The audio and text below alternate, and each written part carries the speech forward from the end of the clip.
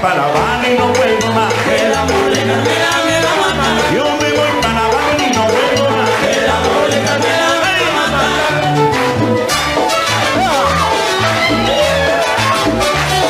Yo llegué a La Habana, dijeron los habaneros, aquí está el barranquillero, el que de un repelo gana.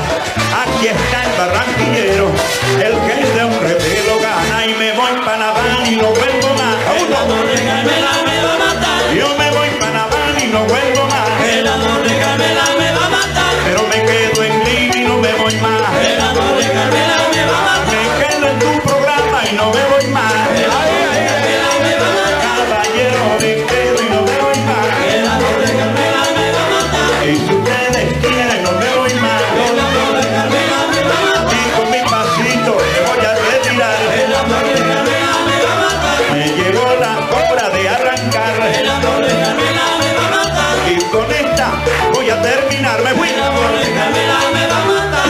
Perú, te quiero.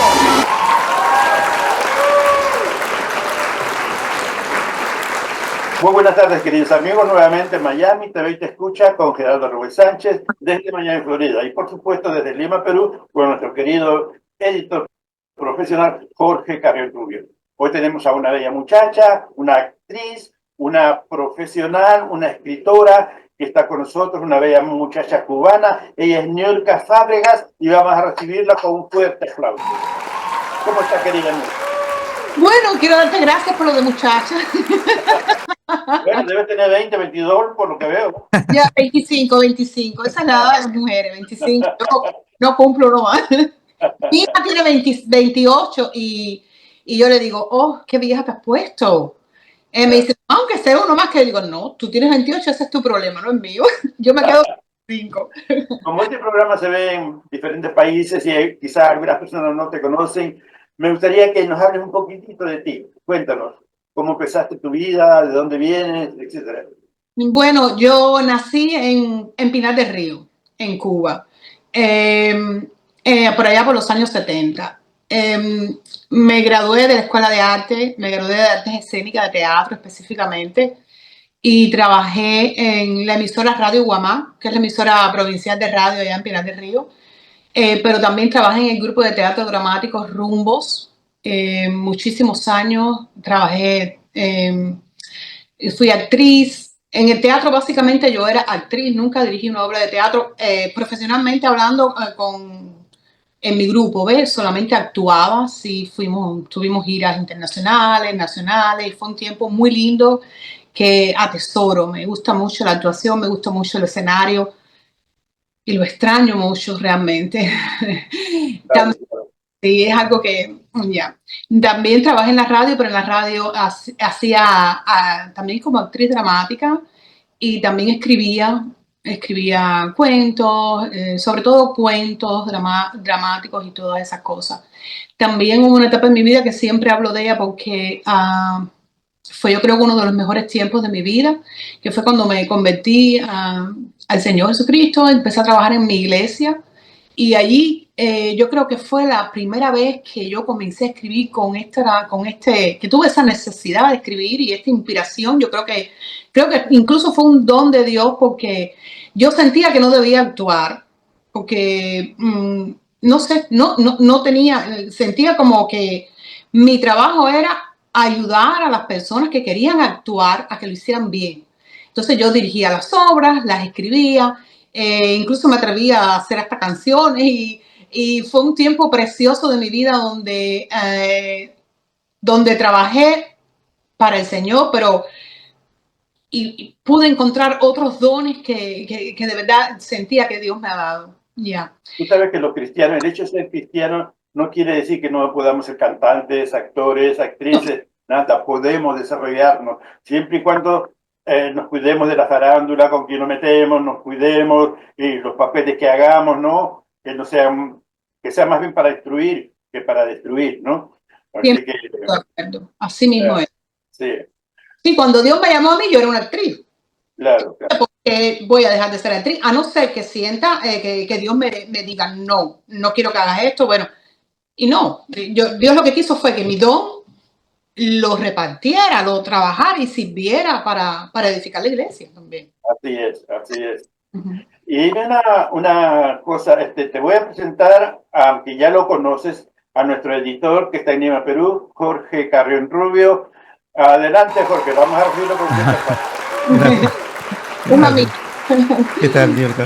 Gracias, Gerardo. Bueno, Bien, la verdad que es una sorpresa que la hayas invitado, ¿no? Ya la teníamos pendiente hace tiempo que habíamos conversado con ella. Jorge, perdóname que te interrumpa. Tú sabes que yo estaba orando porque tengo muchos problemas con a quién invito, ¿no? Tengo temor de invitar a alguien que no está de acuerdo a mis principios, ¿no? Que puede tener otros principios también buenos, pero que no son los míos. Y estaba orando y no sabía a quién invitar y de pronto en Facebook veo a esta muchacha que yo no la conocía o no me acuerdo de haberla visto. Pero aunque su cara me es familiar, no, pues y ahí la invitamos, ¿no? Y después me enteré por ella misma que es cristiana también, qué bueno, qué bueno. Ajá. Podemos hablar un poquito de política, pero se meterá, ¿no? Claro, claro. Bueno, no, lo más importante sería la parte que se ha colocado en el flyer, ¿no? En donde aparece un extracto del inicio de uno de sus libros, ¿no? De sus escritos. Dice, como mujer, madre y madre inmigrante, entiendo la necesidad de dejar plasmadas en mis generaciones futuras la herencia de mis raíces y la importancia de la gratitud y el amor a la libertad. Háblanos un poco sobre esas raíces, ¿no? Esas situaciones bueno, que te nacen dejarlas, ¿no? Y ese amor a la libertad, que es lo más importante. Bueno, este fue mi primer libro cuando llegué acá a los Estados Unidos. Esta es mi abuela, Mima, Marta Fábrega, Esteve Fábrega, y esta es mi niña pequeña, Elisa. El libro me inspiró porque yo tengo 3 hijas. La pequeña tenía solo 3 años cuando llegó aquí, bueno, casi 4 años, y ella no había ido a la escuela en Cuba y siempre estaba con mi abuela. Mi abuela es este ser que yo creo que quizás físicamente no me parezca mucho a ella, pero yo creo que su alma y la mía es como esta persona que yo me identifico plenamente con ella, plenamente, excepto, claro, siempre hay cosas y cosas, ¿no? Pero la parte espiritual, la parte de contar historias, la parte de escribir, todas esas cosas yo sé que me vienen de ella. Y entonces mi niña se apegó mucho a ella. Cuando llegamos acá a los Estados Unidos, mi niña no se adaptaba a la escuela. Empezó en kindergarten y fueron los meses más horribles para ella. Ella lloraba, se hacía pipi, a veces me mandaban a buscar a la escuela, yo no hablaba inglés, ella tampoco, y ella me decía que lo único que quería era regresar con mi mamá. Entonces eso me hizo pensar en todo lo que yo aprendí de mis raíces con mi abuela. Mi abuela es hija de un español y de una mujer que es mitad francesa y mitad española. Entonces ella contaba todo el tiempo esas raíces de ella. Era como algo que nos daba para que tuviéramos en la vida, ¿sabes quién tú eres? Vienes de aquí, esta es tu raíz, tu abuela se llamaba así, esta es la historia que le pasó a tu abuelito. Yo recuerdo cuando ella me decía que leía las cartas que le mandaban de España a su padre, la angustia que sintió su abuela, que nunca más volvió a ver a los hijos. Entonces cuando ya nosotros fuimos a venir para acá, ella lloraba mucho y me decía, yo tengo miedo que pase, que yo no las vea más a ustedes, porque mi padre nunca regresó, nunca pudo ver a su familia, a mi abuelo, no sé. Entonces yo dije, Mima, son otros tiempos, podemos venir, no sé qué cosa. Bueno, no pudimos venir. A los 7 meses mi abuela falleció. No me pude despedir de ella tampoco. Bueno, en ese tiempo ni siquiera éramos refugiados acá, pero no teníamos un estatus como para viajar.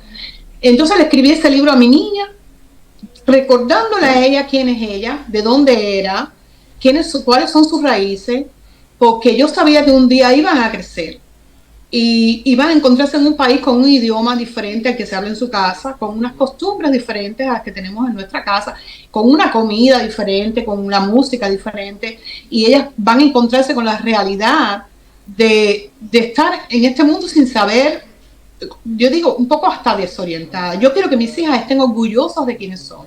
Quiero que estén orgullosos de Cuba. Quiero que estén orgullosos de la familia de la que vinieron. Y quiero que estén orgullosas de cómo son y de quiénes son. Como yo las enseño, es que ningún ser humano está por encima de otro. Todos los seres humanos somos creados a imagen y semejanza de Dios. No importa si tú vienes de una lengua diferente, de una raza diferente, todos somos iguales. Entonces, este libro es eso. No es política, no es nada, es sencillamente una historia de una abuela y de una nietecita que son separadas arbitrariamente, sin pedir a nadie, sin pedir permiso, porque son los padres los que toman la decisión, y está dedicado a esos niños. Además de ese libro, ¿tienes otros libros? Sí, tengo este otro libro que se llama Relato de Amor y Gracia, que es también es inspirado en la vida real de la persona que me llegaron a mí los pies de Jesucristo, que él es su vida. Él murió de una enfermedad que se llama ELA, esclerosis bilateral amiotrófica, y él toda su vida predicó a Cristo, y bueno, cómo fue cuando él se convirtió, cuando aquella época la religión era perseguida en Cuba y todas esas cosas. Y mi último libro hasta ahora publicado es este, que es 7 Sinfonías por un Viernes Negro, que habla sobre la historia de Cuba. Todo pasa alrededor del día que Fidel Castro murió, y 7 personas se encuentran, 8 personas, porque hay un matrimonio que la historia es en común, se encuentran en el Versalles y cuentan por qué ellos están contentos ante la muerte de un ser humano. Este es el libro, tuvo un premio de que estoy muy orgullosa, porque me lo dio parte de lo que es el primer exilio de Cuba.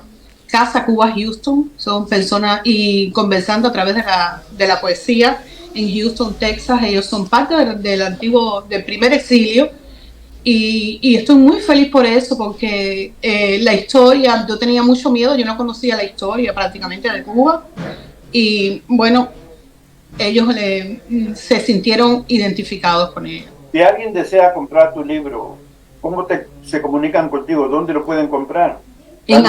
Danos un teléfono o algo para que salga debajo de tu foto, de tu imagen, salga el número de teléfono. Ok, el número que tengo es el 785-764-7952. ¿Eso es en qué parte de los Estados Unidos? Bueno, yo cuando vine a Estados Unidos fui directo a Kansas, entonces tengo el código de área de Kansas, todavía es mi número que he tenido desde que estoy acá, pero ahora estoy viviendo en Carolina del Norte. Pero ese es el código de área del estado de Kansas. Bueno, y está en Amazon también. Sí, están en Amazon. Qué bueno, fantástico. Me pienso que el Relato de Amor y Gracia no está en Amazon. Todavía. Yo lo saqué, o se me venció el plazo, no me acuerdo. Soy muy mala para los negocios. Tenemos nosotros a un personaje que, si ese personaje no hubiese nacido en la tierra, Colombia no existiría. Porque es que no. Este colombiano se las trae. Oh. Y viene con armas. Hoy día viene con armas, cuchillos, espadas, pistolas y no sé cuántas cosas más. Vamos a recibirlo, porque además el rey de Carnavalón de Barranquilla en Miami, Florida. Un aplauso para Manuel Santander.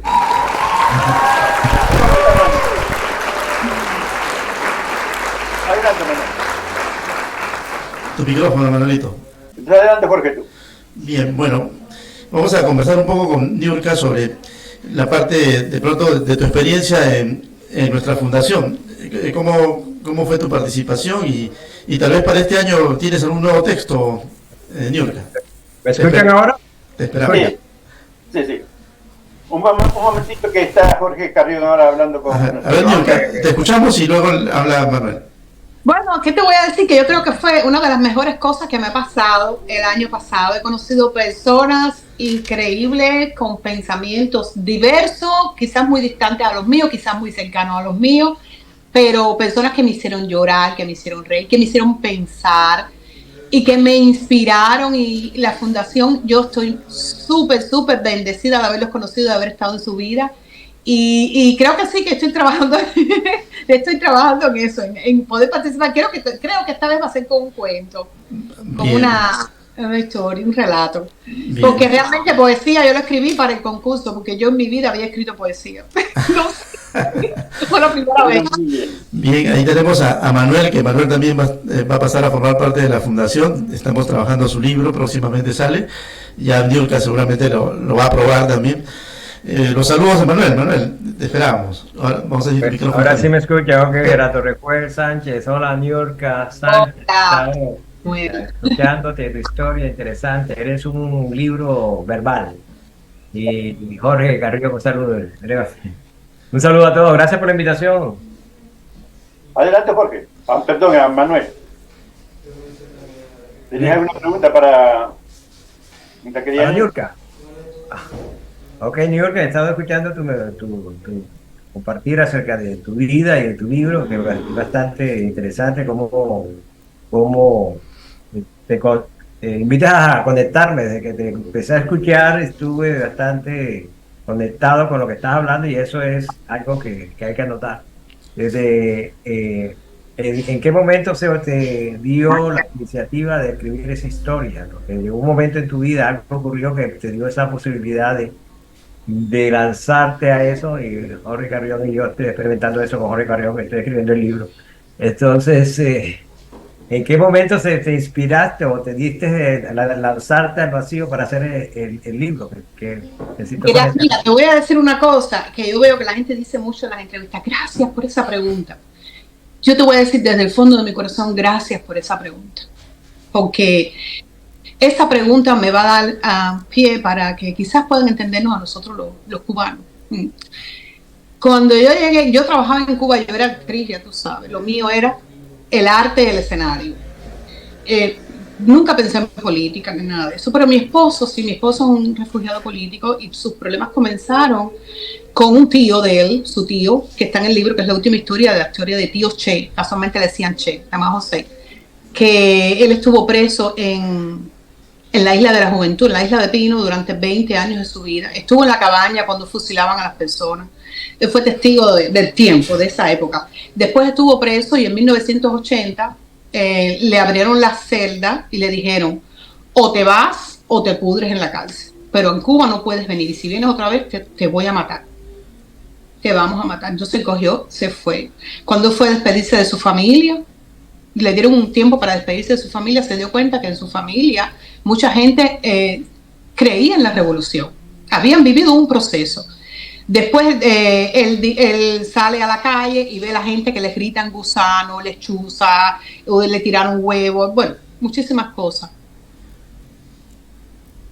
Y yo conozco esa historia cuando lo visité a él en Miami, cuando llegué aquí a los Estados Unidos. Él me cuenta toda esa historia.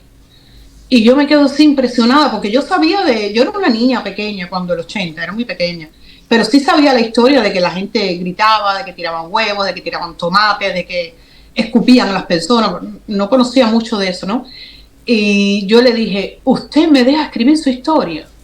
Y él me miró de una manera que hasta el día de hoy yo no sé qué había en esa cara, no pude discernir si estaba alegre, si estaba triste, si se impresionó, y me dijo: ok, bueno, en el 2020, cuando comenzó la pandemia, comencé a escribir la historia. Y dije: bueno, puedo escribir la historia de mi esposo, ya me había pasado la historia con mi mamá, puedo escribir la historia mía, a otras historias que yo conocía, pero cuando llegué a la historia, que era por la que yo quería comenzar, la de Che, que yo comencé a sentarme, yo dije: pero es que yo no sé qué voy a poner de los 60 en Cuba. La parte que yo conozco es la que me enseñaron cuando estudié, pero yo no sé la parte de él. Y me tuve que sentar a buscar en internet, en las redes sociales, y busqué entrevistas de personas que vivieron esa época, y porque ya Che había fallecido, y recordando la historia de Che. Entonces escribí la historia de Che, pero tuve que ver toda esa parte de la historia. Cuando llegué a la historia de los 90, cuando en Maleconazo, igual, hubo un momento que yo cerré la computadora y dije: tengo que parar porque es demasiado para mí. Aparte, había sufrido ya el hecho de que no me dejaron separarme de mi mamá por no tener un cuño en un papel, no me contestaban nunca de la embajada, y no pude despedir. Mi mamá murió sin que yo pudiera agarrarle una mano, solo por el teléfono. Y todas esas cosas me llenaron como de una verdad histórica que al día de hoy no la puedo callar, me es imposible. Entonces, por eso fue que yo comencé a escribir, por eso fue que yo escribí el libro. Esperé con unos meses, casi un año, sin poder escribir, y después dije, es una misión de vida, tengo que hacerlo, porque las personas que están llegando de Cuba no saben esto. Yo llegué aquí sin conocer la historia de Cuba.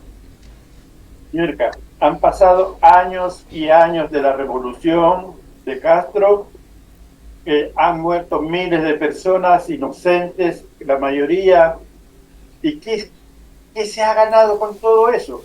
Después de 40, 50 años, ¿qué se ha ganado? Absolutamente. Háblanos un poquito sobre eso y sobre la vida actual aquí en los Estados Unidos, según tú. ¿Qué se ha ganado? ¿Qué ha ganado el exilio? Uh-huh.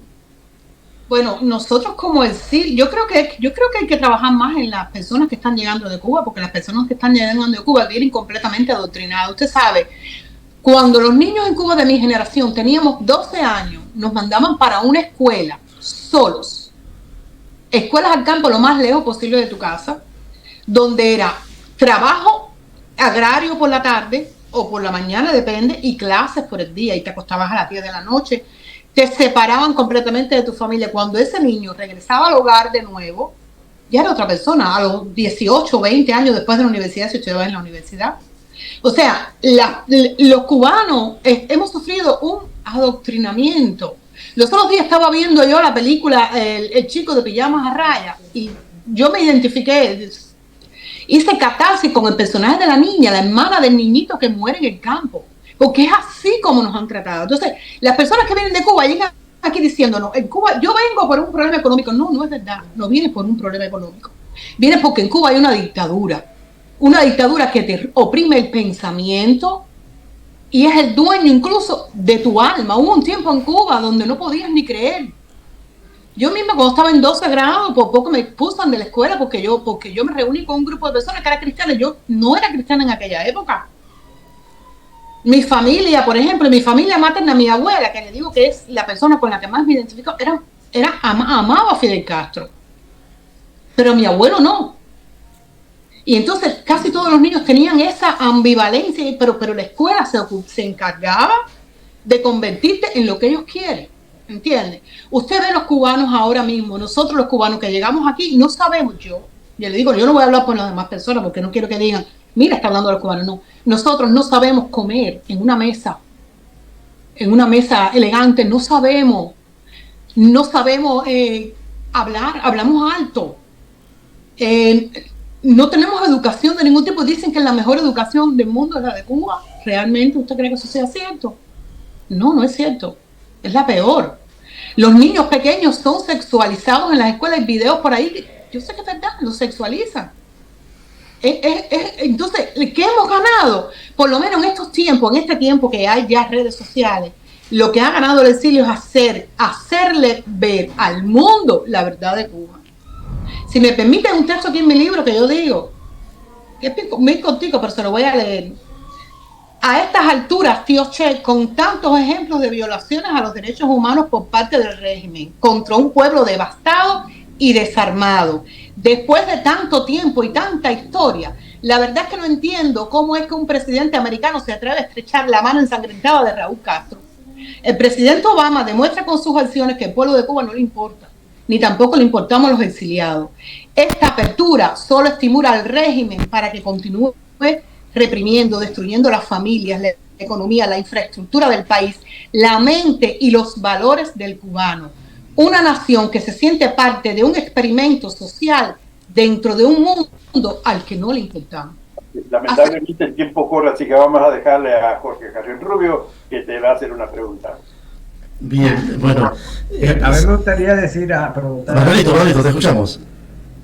Me gustaría, bueno, voy a ser controversial en la pregunta que voy a hacer a Niurka, porque hay una cosa que podemos distinguir, ¿no? Porque hay una cosa que es lo que ocurre y hay otra cosa es la interpretación acerca de lo que ocurre.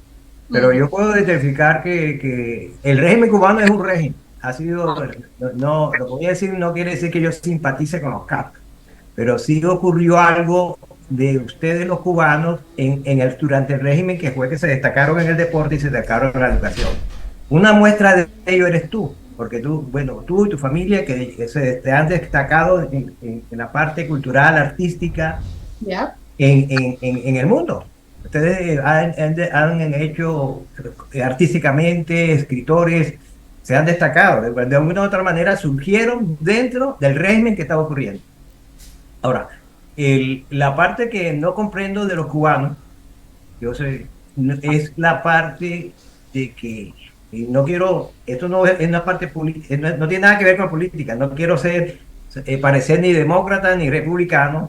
Okay. La cuestión es que los beneficios que han tenido los cubanos lo han recibido gracias a los demócratas. El pie seco y pie mojado lo recibieron gracias a los demócratas. ¿Ya? Los mayores beneficios que han tenido eso. No estoy defendiendo, o sea, yo estoy registrado como Perfectamente, claro que sí. hay una realidad que ocurre y no podemos salirnos de eso, y es lo que está ocurriendo hoy en día. Mira, esta muchacha Cintia, cubana, ha sido deportada. Una muchacha que vivía como youtuber en los Estados Unidos, ha sido deportada por un régimen que estamos ahora viviendo ahora mismo. Donald Trump está tomando las medidas bastante drásticas acerca. Y mucha gente injusta está yendo deportada de los Estados Unidos, simplemente por tener un tatuaje. Y él no tiene un tatuaje que hoy en día es como la moda pública. Entonces, yo pienso que debemos distinguirnos en esa parte. No entiendo por qué los cubanos se demarcan tanto. Me imagino que gracias al régimen aprendieron a meterse entre lo que es izquierda y derecha, cuando eso es lo que nos separa a todos. Porque no es que sea de izquierda y derecha, es que ocurre algo y las cosas que están ocurriendo están afectando a los cubanos y a todos. Lo que está afectando hoy en día a los inmigrantes que están siendo deportados, no podemos decir que todos son delincuentes. Mentira. Claro que no. El que tenga un tatuaje de una persona no quiere decir que sea un delincuente. El que tenga un hombre que tenga el tatuaje de su madre no quiere decir que está siendo deportado. Entonces yo no entiendo esa parte de los cubanos y por qué se ciñen entre la izquierda y la derecha, porque es como si fuera el régimen ceñido a la mentalidad de los cubanos. Bueno, quizás sea porque el régimen de Cuba es de izquierda y conocemos muy bien a la izquierda. Sí, pero es que exactamente. Entonces, yo recuerdo que en la primera opción de Obama, yo estaba en la línea del supermercado y entonces yo dije, hablando con mi amigo, que iba a votar por Obama. Y me dijo la muchacha que una señora se enfureció porque dijo que iba a votar por Obama, siendo yo republicano.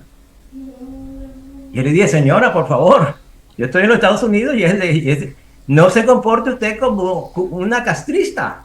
Que los castristas son los que dicen que solamente hay que pensar de una manera. Deme la oportunidad de yo elegir a quien yo elija como un país democrático. Entonces esa es la parte que no comprendo en realidad de la parte de los cubanos, que se ciña que no es de izquierda, Niurka. Hoy en día no estamos viviendo un problema de izquierda y de derecha, porque es un presidente de derecha que está deportando gente injustamente. Y te lo digo aquí abiertamente. ¿Ya?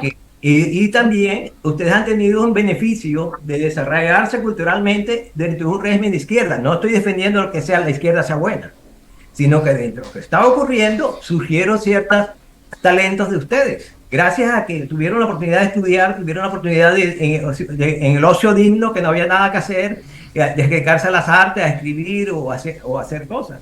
Entonces tampoco podemos llevarnos a que entre la izquierda y la derecha, porque eso es lo que nos está llevando a los extremos en este día en el mundo. Y que nos ubican entre derecha e izquierda, buenos y malos, negros y blancos, latinos y la raza blanca. Y entonces esa es la parte que no entiendo realmente. Vamos a ver qué nos dice Niurka. Nos quedan 5 minutos, Niurka. Bueno, quizás sé que yo vengo de una familia, ¿sabe? Mi bisabuelo, mi abuelo fueron alcaldes antes de la revolución en Cuba. Mi bisabuelo estudió medicina. Siempre han sido personas estudiadas incluso antes de la revolución. Antes de la revolución también las personas estudiaban en Cuba. Y estudiaban sin adoctrinamiento. El problema de nosotros los cubanos es que conocemos o leemos a la izquierda. Las dictaduras de izquierda comienzan usando los medios de comunicación, el sistema educacional, el sistema judicial, todo a su favor. Y nosotros cuando vemos eso nos asustamos. Igual manera le digo, yo misma me veo perjudicada con estas cosas de de que devuelvan a las personas para Cuba. Cintia, yo creo que es una que le decían la Cintumbare. Esa muchacha se paraba en las redes sociales a hablar mal del presidente Biden. No era de Trump de quien hablaba mal, era de Biden. Decía, Biden, dame mi full stamp. ¿Quién te dijo a ti que yo vengo a trabajar? Eso es un mal ejemplo para la comunidad cubana, que sí es verdad que tenemos que prácticamente hacer una transculturación acá en este país, porque no tenemos un país para regresar. Pero fíjate que tenía la oportunidad de expresarlo y nunca fue presa, ni fue detenida, ni fue deportada por hacerlo. Ella no se fue de Cuba por eso. Hay otras cosas, según algunas personas que a mí no me consta, entonces no las puedo decir, porque yo no puedo decir fue deportada por eso. Pero sé que hay otras cosas aún más peligrosas, aún que ella decía en sus redes sociales, y búsquela para que usted vea, que yo no se las voy a decir porque no quiero buscar un problema legal.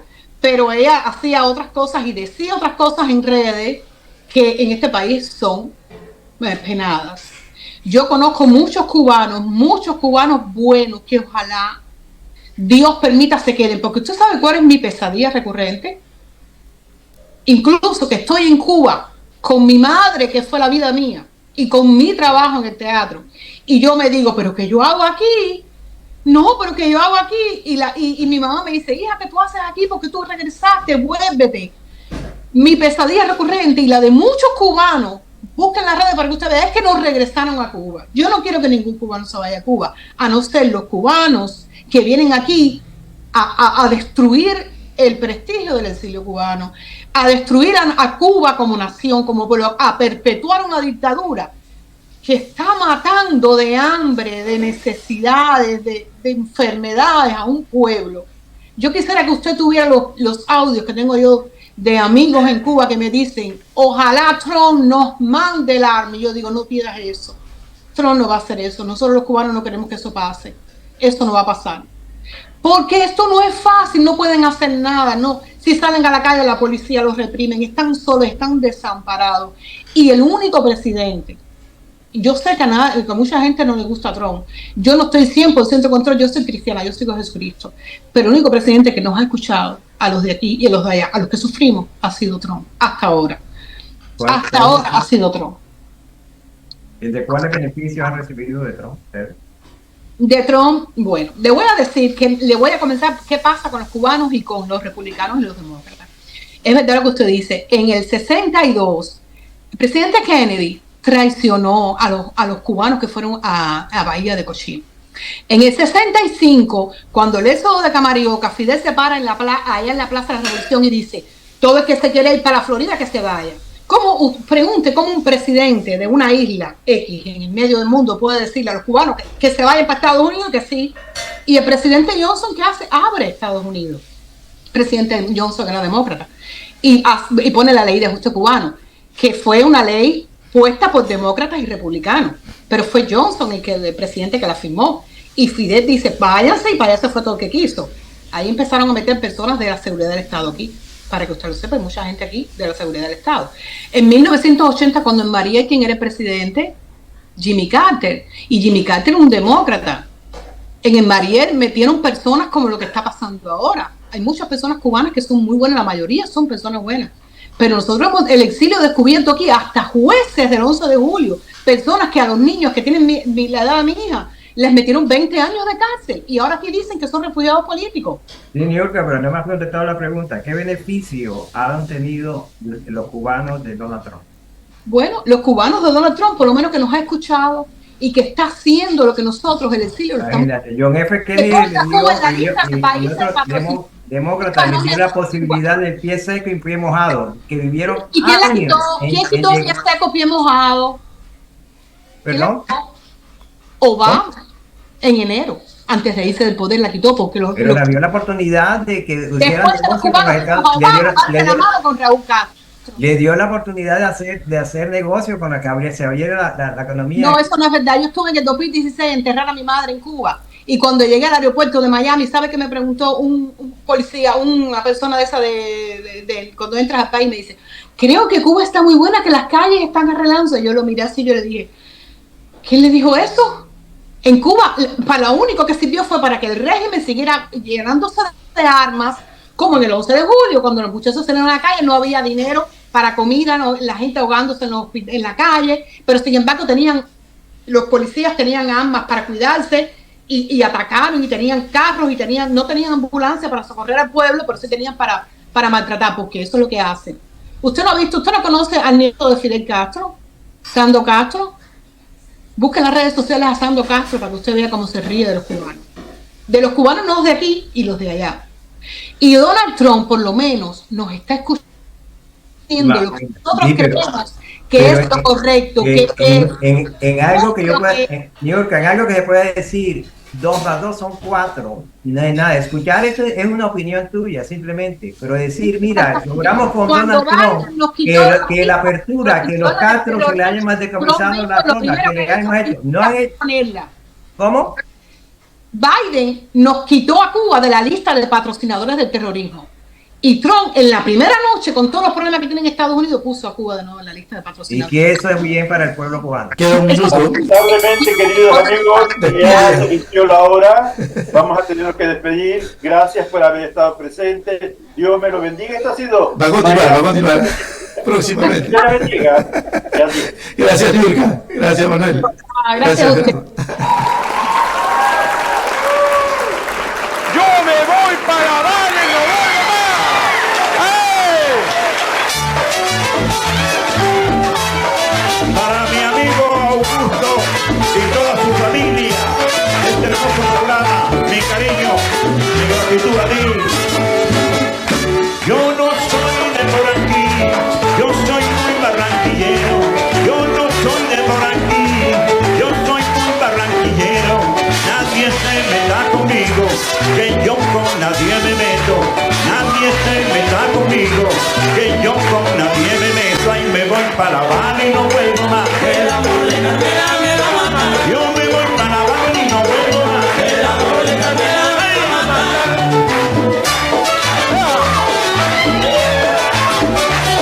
Yo llegué a La Habana, dijeron los habaneros, aquí está el barranquillero, el que de un revelo gana. Aquí está el barranquillero, el que de un revelo gana. Y me voy para La Habana y no vuelvo más. El amor de Carmela me va a matar. Yo me voy para La Habana y no vuelvo más. El amor de Carmela me va a matar. Pero me quedo en Lima y no me voy más. El amor de Carmela me va a matar. Me quedo en tu programa y no me voy más.